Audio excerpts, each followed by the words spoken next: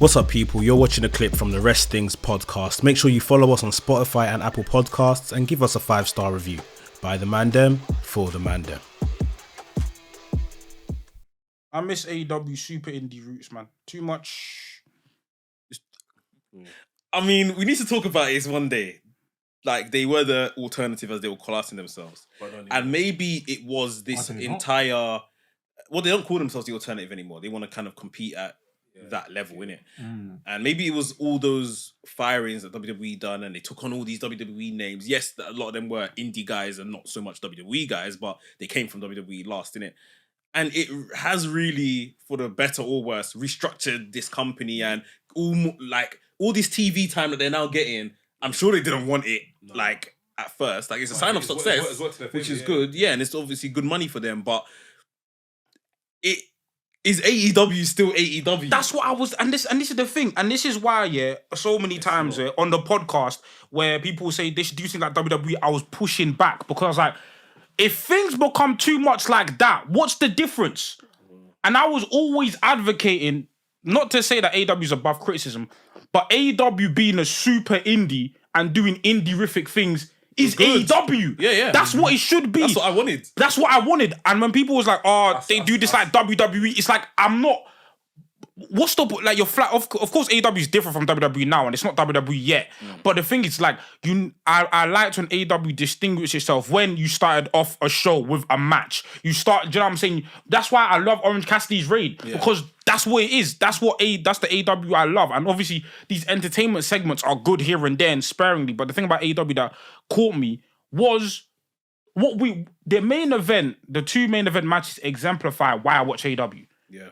That's the reason why because I will never get Anarchy in the Arena anywhere else.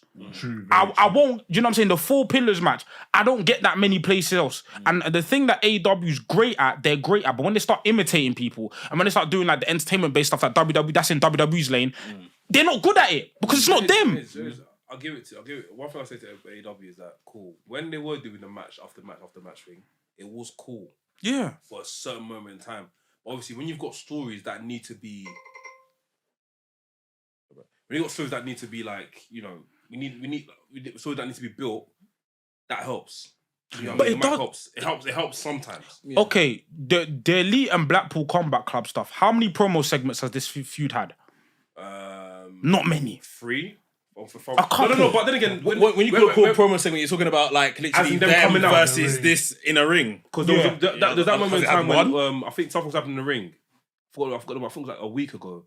After Daniel Bryan Danielson was coming to the ring and he was cutting a promo whilst walking to the ring. That stuff like that is fine, and I wouldn't class that as entertainment. I class that as part of the telling a story. And that's what I want from AEW. I don't want AEW to come out and people wearing like a cow suit or something like that, and after something strips happening in the ring, like that time when.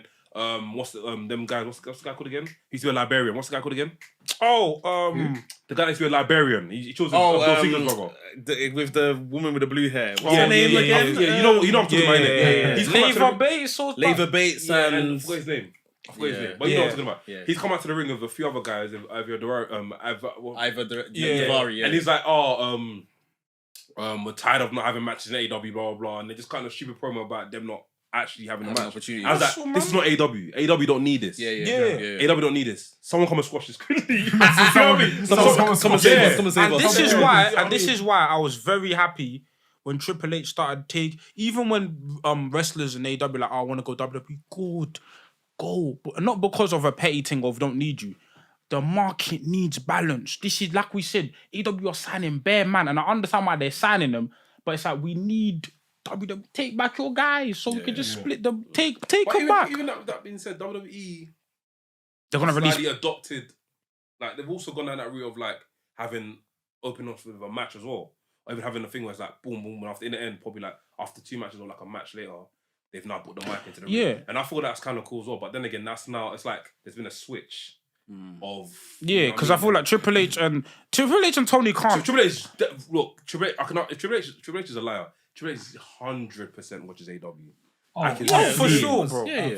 And I feel like he has to. Yeah. Why wouldn't you want to watch that? That's for competition. It's exactly. It's like Vince would be like, oh yeah, who's AEW? What's AEW? Yeah, but if you're out here in the industry, you need to know who's popping, bro. But and the thing is, it's an industry where like both companies are watching each other because now talent has an option. Yeah. So it's like, okay, if you man aren't booking me correctly in WWE, I'm gonna go here. AEW now are getting the opposite treatment where it's like, okay, well, before it was Vince, but it's not Vince anymore. So Triple H, some of my guys are there right now. Triple H is treating us well. So it's like, okay, like, and you can see there are certain people that I'm sure WWE will go to hell and back to protect. And there's same people that AEW, there are certain man, you can see in the booking, you can see who MJF. We'll get to MJF.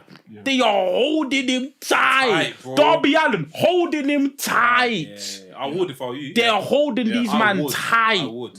Because it's like, okay, there's guys that we value that we can build our company around, and there's guys where we love to have them, but if they go WWE, it's not the end of the world. Yeah. You know what I'm saying? And WWE have the same here. Do you think, for example, the way Steph's been speaking right now, I know Steph's like a company man, but they have to keep Seth Rollins sweet. Of course. Because Seth has said, I want to wrestle these 5-star matches. I want to. Okay, that's why he got handed. Yeah. They have to keep him sweet. Literally because if they start messing him about, you'll be like, Moxley's over there. What? People have been saying Kenny Omega's better than me. I want to go and wrestle him and prove these man wrong. Bro, listen to the way I've been hearing Seth. He's been chatting. I feel like once Seth loses this, so we're gonna go back. Once Seth loses this world heavyweight title, I personally wouldn't mind seeing Seth fly out. I wouldn't mind it at all. Fly out the But company. I think I don't think he would. I don't think he would. Fly out the company. As in, like, go somewhere else and try. Obviously, he was a Ring of Honor before. He was doing the indie shows, like, but it's a different landscape now. Seth in AW right now would be. Well, I'm bro. Seth, no, there's matches for him. There's bare matches for him. There's matches for him. There's a lot of stuff they can recall, but like, it's amazing. You know, we'll start calling him the best in the world, right? You know, I personally think people that argue I think Seth is one of the best in the world. They'll see. He's like, I think though why it won't happen because him and Becky are extremely comfortable and their parents, and it's just they're paid well. Their parents, they have a whole tour. They're top guys. You know what I'm saying? It's like he's already gone to like Hollywood now. He's getting a foot in that door as well. Put it this way, Adam Cole signed for AEW. Yes, because he's there. Brit, and he signed for Brit. Like at the same time, though, if they didn't mess him around, like we're gonna make you Keith Lee's manager at main roster, he would have probably stayed. Probably would have stayed. Yeah, because he was good and he was gonna be well looked after. Yeah, he was. And I think by then we were probably already talking about. You know, the women's division in AW wasn't really well formed, and Britt could be one of the first people to jump to WWE. She had already made NXT appearances and stuff like that. If you know, it's funny you say this because imagine if Triple H took over earlier and Adam Cole was still NXT, it would be he'd be on main roster for sure. Yes. Bro, Bear Man would have been in that tournament. No, that's what heavyweight.